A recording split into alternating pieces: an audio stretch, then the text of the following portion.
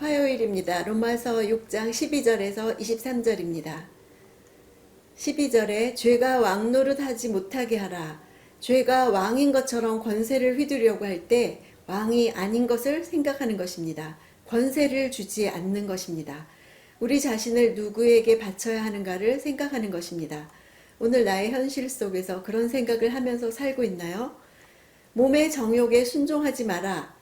죄에게 권세를 주면 육신의 욕망이 풀어집니다. 우리 안에는 거절할 수 없는 육신적이고 물질적인 욕망이 있습니다. 분노, 용서치 못함, 시기, 미움, 그런 본능이 나올 때 죄로 하여금 지배하고 통제하도록 내버려 둔다면 정욕에 복종하게 되어 있습니다. 그럴 때 죄가 권세를 잃어버렸다는 것을 알면 거절할 수 있습니다. 그런 권세가 우리에게 생긴 것입니다. 거절하면 죄는 힘을 잃습니다. 주장할 수가 없습니다.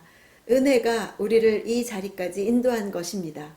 죄가 우리에 대해서 지배력을 상실하기는 했지만 다시 다스리려고 계속해서 미혹할 때 그 다스림을 허용하지 말아야 합니다. 예수 믿기 전에는 불가능한 일이었지만 이제 우리는 죄의 요구를 거부할 수 있습니다. 죄가 자꾸 유혹하거든 죄가 왕노릇하지 못하게 하라는 것은 싸우라는 것입니다. 죄의 뒤에는 사탄이 있습니다. 사탄은 우리를 지배하려고 그 사람의 욕망이 무엇인지 살핍니다. 죄는 여전히 내 안에서 살아있어서 나를 다스리려고 합니다.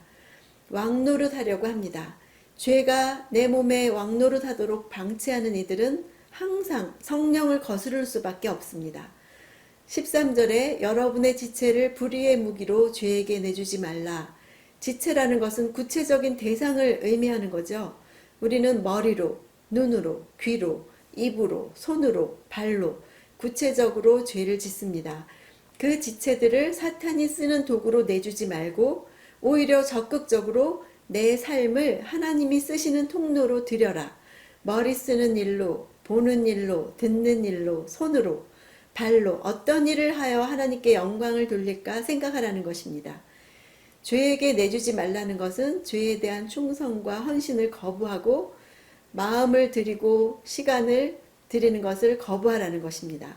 하나님께 드리다는 주인을 바꿈으로써 자신의 존재 상태를 바꾸는 것을 나타내는 법정 용어입니다. 이 일은 가장 먼저 어디에서 이루어질까요? 생각에서 이루어집니다. 그래서 불의의 무기로 내줄 생각이 들 때 적극적으로 의의 무기로 쓰임받을 일이 무엇인가 생각을 바꾸는 것이 능력이 있습니다. 아기들이 무엇을 달라고 막 때를 쓸 때 좋은 방법은 다른 좋은 것으로 얼른 생각을 돌리게 하는 것입니다. 그게 효과가 있습니다. 마귀들은 세상을 돌아다니면서 세상을 더럽힙니다. 더러운 영이기 때문에 가는 곳마다 더러워집니다. 내 생각을 더럽히고 생각을 혼란시키고 좌절되고 부정적이 되게 합니다.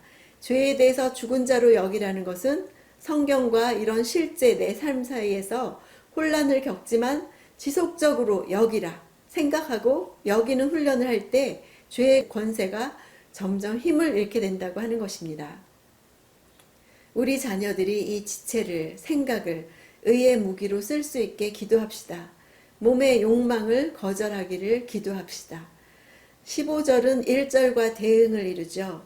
16절에 내 삶 가운데 변화된 삶이 안 나타난다면 예수와 함께 죽은 적이 없는 것입니다. 우리는 스스로의 주인이 아니며 더 큰 세력에 종속된 존재입니다.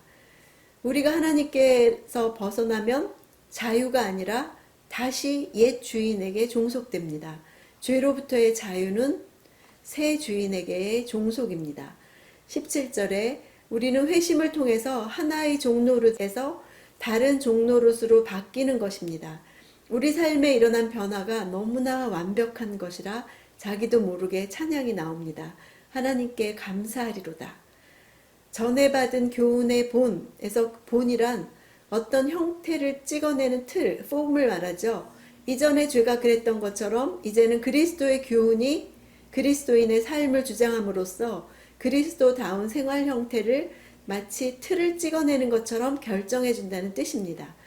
그리스도의 교훈이라는 틀에서 그리스도인의 삶이라는 구체적인 모양이 만들어지는 것입니다. 19절에 육신의 연약함, 이거는 너희가 이해력이 부족하니까 사람의 예대로 당시 노예의 삶에 비추어서 말하겠다, 이런 뜻입니다. 종노릇이란 원래 그리스도인의 삶에 대한 정확한 비유는 아니기 때문이죠. 19절에 의에게 종으로 들여 거룩함에 이른다. 이 말은 의로 하여금 마음대로 하도록 내어줄 때 오는 결과는 거룩함에 이르는 성화라는 뜻입니다. 이것은 전쟁입니다. 내 안에 있는 죄와 싸우는 것이 얼마나 고통스러운 일인지, 하지만 이 죄와 육의 욕망이 끊어질 때 우리 몸에 거룩이 자리 잡는다고 합니다.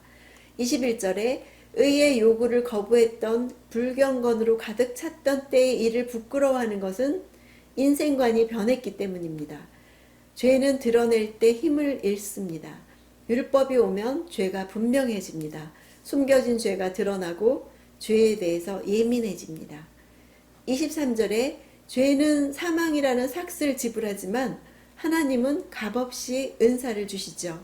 죄는 우리가 받아 마땅한 것을 받게 하지만 하나님은 우리가 받을 자격이 없는 것을 주십니다. 1절과 15절 사탄의 속삭임에 결코 그럴 수 없다고 거절해야 합니다. 우리가 회심하고 세례를 받음으로써 어떤 존재가 되었는지 기억해야 합니다. 큐티하는 시간에 이런 변화받기를 원합니다. 그런 변화를 경험하는 하루가 되십시오.